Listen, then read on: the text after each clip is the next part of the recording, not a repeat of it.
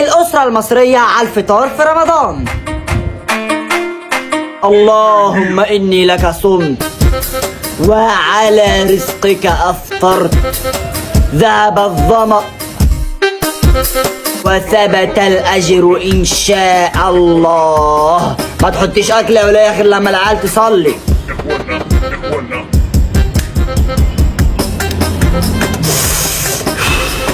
صوما مقبولا وإفطارا شهيا. اللهم تقبل صيامنا وركوعنا واغفر لنا ذنوبنا وارحمنا برحمتك يا رب العالمين. يا رب وفق بنت اختي فتحيه في جوازها يا رب، ويرزقها بغساله وثلاجه جميله. ويا رب نجح ابني في امتحاناته يا رب. ويا رب نجح الواد مصطفى ابن عمة امي يا رب. ويا رب نجح البت ساميه بنت اخت عمة مراتي يا رب. يا رب يا رب ارزق ابني بمرسيدس شيفروليه، مرسيدس جامده يا رب.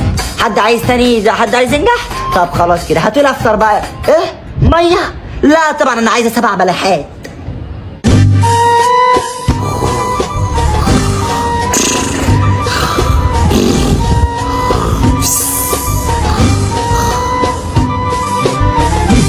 يلا يا عم الشيخ بقى، مش لازم تعرفنا ان صوتك حلو، انجز بقى.